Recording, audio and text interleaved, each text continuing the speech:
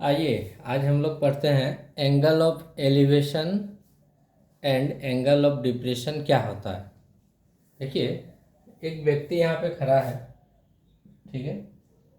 ये जो व्यक्ति खड़ा है यहाँ पे, ये ग्राउंड है, हाँ ये ग्राउंड का पार्ट है। इस पे खड़ा है, जमीन पे खड़ा है और ये इधर से खड़ा होके एक यहाँ पे एक मान लिया सपोज कि स्ट्रीट लाइट का पोल है, ठीक है।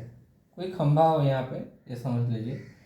ये जब यहाँ से खड़ा होके अपने सीधा सीधी जब देखेगा, एकदम स्ट्रेट में, स्ट्रेट लाइन में देखेगा, तो इस ये लाइन में वो देखेगा, ठीक है।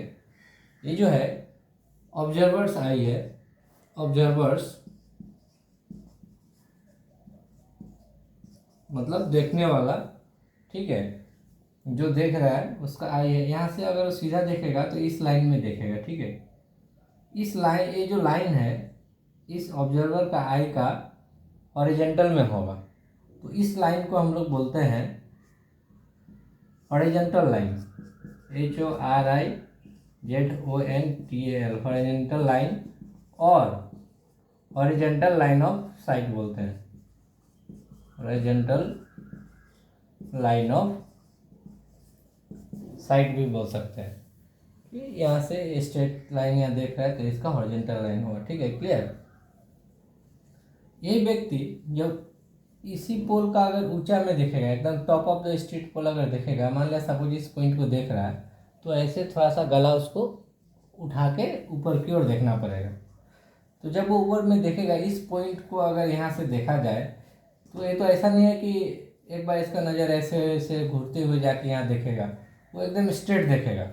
तो यहाँ से जब वो एकदम यहाँ पे देख रहा है तो इस रेखा में देखेगा, इस लाइन में देखेगा, ऐसे इस डायरेक्शन में से करके वो देखेगा। तो यहाँ पे हमको दो लाइन मिल गया।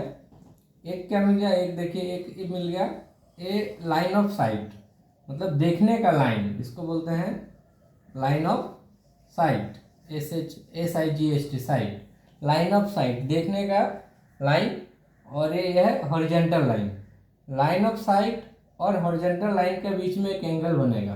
देखिए यहाँ पे एक एंगल फॉर्म हुआ, इस एंगल को हम लोग बोलते हैं angle of elevation, angle of elevation. इसको हिंदी में क्या बोलते हैं, उन्नयन कोण, उन्नयन कोण बोलते हैं इसको हिंदी में, ठीक है। तो एंगल ऑफ एलिवेशन क्या समझे कि हॉरिजॉन्टल लाइन और लाइन ऑफ साइट। लेकिन लाइन ऑफ साइट कब, जब हम ऊपर की ओर देख रहे हो, हॉरिजॉन्टल लाइन के ऊपर जब हम देख रहे हो तब होगा एंगल ऑफ एलिवेशन, ठीक है। ये हॉरिजॉन्टल लाइन, इसके ऊपर ना हम देख रहे हैं, देखिए इस हॉरिजॉन्टल लाइन के ऊपर में देख रहे हैं, इधर में देख रहे हैं, तब जो एंगल फॉर्म होगा लाइन ऑफ साइट, ऊपर में किसी भी पॉइंट को देख रहे हैं वो, तो ये जो है लाइन ऑफ साइट और ये हॉरिजॉन्टल लाइन, इन दोनों से जब एक एंगल फॉर्म होगा तो उसको हम लोग बोलेंगे एंगल ऑफ एलिवेशन या फिर उन्नयन कोण, ठीक है। और देखिए यहाँ पे अगर ये ऊपर देख रहा है तो नीचे भी देख सकता है। अगर ये स्ट्रीट पोल है, मान लिया इसका फुट है जमीन पे, खंबा का, ये यहाँ से खंबा स्टार्ट हुआ है जमीन पे, तो जमीन पे देखने के लिए उस व्यक्ति को थोड़ा नीचे की ओर देखना पड़ेगा। तो ये व्यक्ति जब खंबा के एकदम फुट में देखता है, जहाँ से खंबा स्टार्ट हुआ, जहाँ पे गाड़ा गया है खंबा को जमीन पे, तो वो नीचे देखेगा, इस लाइन में देखेगा, ठीक है, ऐसे करके देखेगा। तो अब देखिए ये जो है हॉरिजॉन्टल लाइन, हॉरिजॉन्टल लाइन और ये लाइन ऑफ साइट, इस पॉइंट के लिए ये हो जाएगा लाइन ऑफ साइट, ठीक है, line of SHIGHT, site, line of site. तो जब व्यक्ति नीचे की ओर देखेगा उस समय इस ए पॉइंट और हॉरिजॉन्टल लाइन, इस पॉइंट को जब देखेगा तो लाइन ऑफ साइट ये हो जाएगा, ये लाइन, और ये है हॉरिजॉन्टल लाइन। इन दोनों के बीच का जो एंगल होगा उसको हम लोग बोलेंगे angle of depression, angle of depression, DEPRESSION, depression, Hindi में बोलेंगे इसको अवनमन कोण, ठीक है। तो यहाँ पे क्या देखिए, एंगल ऑफ एलिवेशन जो है ऊपर की ओर फॉर्म होता है, किसके ऊपर, हॉरिजॉन्टल के ऊपर। यह है हॉरिजॉन्टल लाइन, ये हॉरिजॉन्टल लाइन के ऊपर में एंगल ऑफ एलिवेशन फॉर्म होता है, और हॉरिजॉन्टल लाइन के नीचे में एंगल ऑफ डिप्रेशन फॉर्म होता है, ठीक है। और एंगल ऑफ डिप्रेशन कैसे बनता है, लाइन ऑफ साइट और हॉरिजॉन्टल लाइन के बीच में जो एंगल बनता है वो एंगल ऑफ एलिवेशन होगा या फिर एंगल ऑफ डिप्रेशन होगा। डिपेंड करेगा कि एंगल ऑफ एलिवेशन क्या है, एंगल ऑफ डिप्रेशन क्या है। तो हॉरिजॉन्टल लाइन के ऊपर में जो एंगल बनेगा, तो कोई व्यक्ति खड़ा है अपने स्ट्रेट अगर वो देखता है तो उसको हम लोग बोलते हैं, उस लाइन को बोलते हैं हॉरिजॉन्टल लाइन ऑफ साइट। वो जो हॉरिजॉन्टल लाइन ऑफ साइट है उसके ऊपर का जो एंगल है, हॉरिजॉन्टल लाइन या फिर हॉरिजॉन्टल लाइन ऑफ साइट, उसके ऊपर का जो एंगल होगा वो एंगल ऑफ एलिवेशन होगा, और नीचे का जो होगा एंगल वो एंगल ऑफ डिप्रेशन होगा। ये हमें जमीन के लिए ऐसा मानते हैं, मतलब कुछ खड़ा है इस जमीन पे, ये व्यक्ति खड़ा है, यहाँ पे पोल है, ठीक है। तो ये क्लियर हो गया। अभी इसका और एक एग्जांपल दे देते हैं। देखिए, मान लिया कि ये जो है ऑब्जर्वर्स का आई है या फिर ये पॉइंट जहाँ से हम लोग देख रहे हैं, ठीक है। यहाँ से देख रहे हैं, कहाँ देख रहे हैं, ऊपर की ओर आकाश में देख रहे हैं कि एक बर्ड है, उड़ रहा है। तो ये इस बर्ड को कैसे देखेगा, इस लाइन में देखेगा, ठीक है। तो ये क्या हुआ, लाइन ऑफ साइट हुआ। और ये जो यहाँ से देख रहा है इसके हॉरिजॉन्टल में अगर एक लाइन खींच देंगे तो ऐसा लाइन होगा, ठीक है। तो इन दोनों के बीच में जो एक एंगल बनेगा वो हो जाएगा एंगल ऑफ एलिवेशन, ठीक है। अब बोलेंगे कि ट्रिग्नोमेट्री में तो राइट एंगल ट्रायंगल जरूरी है, यहाँ पे तो सिर्फ एंगल फॉर्म हुआ। तो क्या करेंगे हम लोग, जहाँ पे देख रहे हैं ऑब्जेक्ट को, जो देख रहे हैं वहाँ से एक परपेंडिकुलर सीधा ड्रॉ करेंगे, इस पे हॉरिजॉन्टल लाइन पे क्या ड्रॉ करेंगे, परपेंडिकुलर ड्रॉ करेंगे हॉरिजॉन्टल लाइन पे। परपेंडिकुलर ड्रॉ करने का मतलब क्या, ये जो लाइन है ये हॉरिजॉन्टल लाइन के साथ मिलके 90 डिग्री एंगल फॉर्म करेगा, ठीक है। तो ये जो बताए हैं इसमें क्या हो जाएगा, हमारा लाइन ऑफ साइट क्या हो जाएगा, हाइपोटेन्यूस हो जाएगा ना, 90 डिग्री के अपोजिट में हो जाएगा, और ये परपेंडिकुलर है और ये बेस हो जाएगा, ठीक है। देखिए, मान लिया कि सपोज एक व्यक्ति जो है यहाँ पे इधर में एरोप्लेन में बैठा हुआ है, वो इस एरोप्लेन से जब नीचे की ओर देखेगा, नीचे में एक घर को देख रहा है, मान लिया कि सपोज ये घर है, तो जब ऊपर से नीचे की ओर इस घर को देखेगा तो इसका लाइन ऑफ साइट क्या हो जाएगा, ये हो जाएगा, ठीक है, क्लियर। ऊपर से घर की ओर देख रहा है। अब एंगल मारने के लिए क्या बोले हैं कि जहाँ से हम लोग देख रहे हैं उसके हॉरिजॉन्टल में, उस पॉइंट से हॉरिजॉन्टल में एक लाइन ड्रॉ करेंगे, ठीक है। हॉरिजॉन्टल में एक लाइन ड्रॉ किए, तो ये हॉरिजॉन्टल लाइन और ये लाइन ऑफ साइट, यहाँ से व्यक्ति इसमें है, यहाँ से वो घर के देख रहा है, नीचे की ओर देख रहा है। तो इन दोनों के बीच में जो एंगल बनेगा इसको बोलेंगे हम लोग एंगल ऑफ डिप्रेशन। क्यों, देखिए ये जो एंगल है, ये जो हॉरिजॉन्टल लाइन है, हॉरिजॉन्टल लाइन हमेशा जहाँ से हम लोग देख रहे हैं वहाँ से ड्रॉ कीजिएगा, ठीक है। जहाँ से देख रहे हैं वहाँ से ड्रॉ कीजिएगा। अब ये नहीं कि हॉरिजॉन्टल लाइन इधर ड्रॉ कर दें, हम देख रहे हैं इस ओर देख रहे हैं ना, तो हॉरिजॉन्टल लाइन भी आप इस ओर ही ड्रॉ कीजिएगा, ठीक है। हॉरिजॉन्टल लाइन भी इस ओर ही ड्रॉ कीजिएगा।